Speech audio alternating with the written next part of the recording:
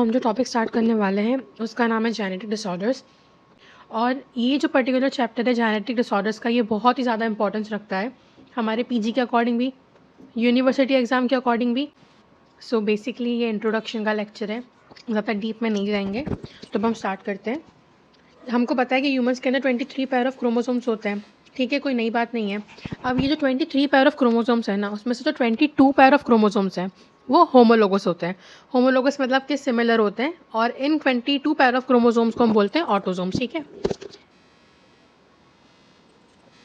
अब क्या होता है, अब जो फीमेल्स है ना, फीमेल्स के अंदर ये जो 23rd पेयर ऑफ क्रोमोसोम है, ठीक है।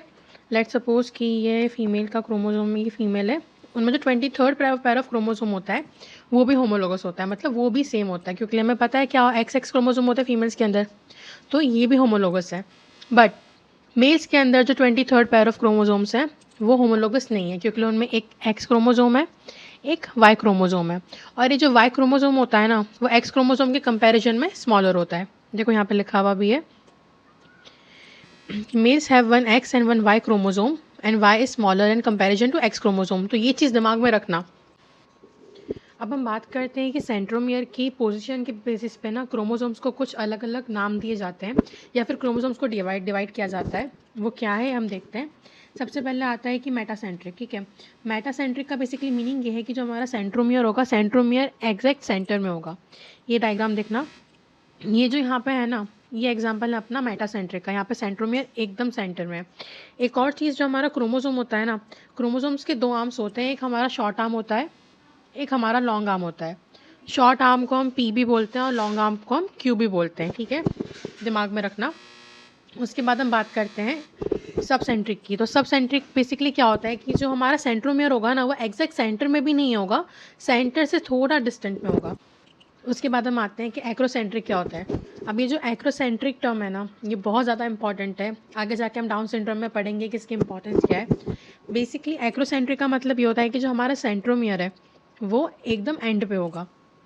फॉर एग्ज़ाम्पल, ये मेरा सेंट्रोमियर है, ठीक है, और ये मेरे क्रोमोसोम्स के आर्म्स हैं। ये देखो एकदम सेंटर पे, डिफरेंस दिख रहा है। यहाँ पे सेंट्रोमियर एकदम सेंटर पे, सॉरी, यहाँ पे सेंट्रोमियर एकदम सेंटर पे और यहाँ पे सेंट्रोमियर एंड पे, ठीक है। ये हमारा होता है एक्रोसेंट्रिक। तो अब हम बात करते हैं कि क्रोमोसोम्स बेसिकली बना किन किन चीज़ों का है। हमें पता है कि क्रोमोसोम्स जो है डीएनए और मेनली प्रोटीन का बना है। प्रोटीन में भी मेनली हिस्टोन्स का बना है, ठीक है।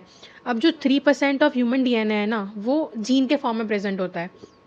गाइस बेसिकली क्या है कि क्रोमोसोम्स के ऊपर जो जीन्स है वो हमारा डीएनए ही है और कुछ भी नहीं है, वो बस उस पर्टिकुलर फॉर्म में प्रेजेंट है वहाँ पे, ठीक है। अब बात ये आती है कि जो जीन जो है ना, जीन की जो लोकेशन होगी या फिर जो पोजीशन होगी क्रोमोसोम पे, उसे हम बोलते हैं लोकस। फॉर एग्जांपल इस डायग्राम में देखना, अगर ये जीन 1 है, ठीक है, तो ये जीन 1 जिस पर्टिकुलर पोजीशन पे क्रोमोसोम पे प्रेजेंट है उसे हम बोलते हैं लोकस, ठीक है। तो ये हमारा हुआ लोकस ऑफ जीन 1। अगर ये जीन 2 है तो ये हमारा जीन 2 का लोकस हुआ, ठीक है, क्लियर। अब दो टर्म आते हैं जो कि हमारे हैं जीनोटाइप और फिनोटाइप। इन टर्म्स का मतलब क्या होता है, तो फॉर एग्जांपल कंसिडर करते हैं कि एक लड़का है जिसका नाम है रामू। अब रामू की मम्मी शॉर्ट है और रामू के पापा टॉल है।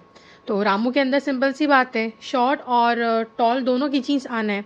तो रामू का जेनेटिक मेकअप क्या हुआ, शॉर्ट का भी है, टॉल का भी है। तो एक पर्टिकुलर इंडिविजुअल का जो जेनेटिक मेकअप होता है उससे हम बोलते हैं जीनोटाइप। पर अब ऐसा तो हो नहीं सकता ना कि रामू शॉर्ट भी हो टॉल भी हो, पॉसिबल तो है नहीं। इस केस में रामू क्या है, टॉल। तो जो हमें दिख रहा है, जो हम ऑब्जर्व कर पा रहे हैं, तो उसे हम बोलते हैं फिनोटाइप, ठीक है। अब हम इस डायग्राम पे वापस आते हैं। तो बेसिकली हमें इसमें क्या देखना है कि हेटेरोजाइगस और होमोजाइगस जीन या फिर एलील क्या होता है। तो अगर एक जीन के दो डिफरेंट एलील्स हैं, फॉर एग्जांपल अगर ये मेरा यहाँ पे ये कैपिटल ये ए है और ये स्मॉल ए है, तो इसे हम क्या बोलेंगे, हेटेरोजाइगस। जिस जीन के दो डिफरेंट एलील्स होते हैं जो कि हमारा मिलके क्या बना रहा है ये ए, उसे हम बोलते हैं हेटेरोजाइगस, मतलब कि डिफरेंट। और लेट्स सपोज ये सिमिलर एलील्स हैं विच इज़ बी और बी, ये दोनों मिलके क्या बनाएंगे, कैपिटल बी और कैपिटल बी। तो जिस जीन के दो सिमिलर एलील्स होते हैं उन्हें हम बोलते हैं होमोजाइगस। बेसिक चीज़ है, ठीक है। ठीक है, अब हम आगे बढ़ते हैं।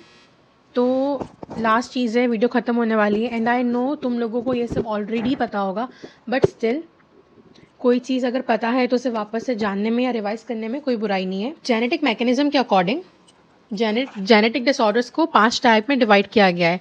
देखो नाम ही क्या है हमारे चैप्टर का या फिर टॉपिक का, जेनेटिक डिसऑर्डर, मतलब कि जीन में कोई दिक्कत हो रही है तो उसकी वजह से फर्दर डिसऑर्डर क्रिएट हो रहे हैं। तो अब ऐसे कौन से मैकेनिज्म हैं जिनकी वजह से ये हो सकता है। सबसे पहला अपना है क्रोमोसोमल डिसऑर्डर, ठीक है, कि क्रोमोसोम में कोई दिक्कत हो रही है, आगे जाके पढ़ेंगे क्या है, अभी बस याद रखो। फिर मोनोजेनिक डिसऑर्डर, कि जीन में दिक्कत हो रही है, क्रोमोसोम इज नॉर्मल, जीन में दिक्कत हो रही है, और जीन में भी सिर्फ एक ही जीन में दिक्कत हो रही है, क्योंकि यार बहुत सारे जीन्स होते हैं क्रोमोसोम के अंदर, ज़रूरी नहीं है कि हर किसी में हो, यहाँ पे सिर्फ एक पर्टिकुलर जीन के अंदर दिक्कत हो रही है। उसके बाद अपन आते हैं पॉलीजेनिक, पता चल रहा है मल्टीपल जीन्स में दिक्कत हो रही है। फिर माइटोकॉन्ड्रियल डिसऑर्डर्स, अगेन एक चीज़ याद रखना, माइटोकॉन्ड्रियल डिसऑर्डर्स, माइटोकॉन्ड्रिया जो है ओवम में प्रेजेंट होता है, मतलब अगर कोई भी माइटोकॉन्ड्रियल ट्रांसमिशन आ रहा है तो वो मदर से आएगा, फादर से कभी नहीं आएगा, क्योंकि माइटोकॉन्ड्रिया सिर्फ ओवम में प्रेजेंट होता है, स्पर्म में प्रेजेंट नहीं होता है, ठीक है। यहाँ पे लिख देती हूँ मैं, ओवम में प्रेजेंट होता है, स्पर्म में एब्सेंट होता है, इसलिए जो ट्रांसमिशन होगा वो क्या होगा, मैटरनल, ठीक है। और लास्ट अपना होता है सोमेटिक सेल्स डिसऑर्डर, ठीक है। तो इसी के साथ ये वीडियो ख़त्म करती हूँ मैं, ठीक है। Thank you for watching, like and subscribe.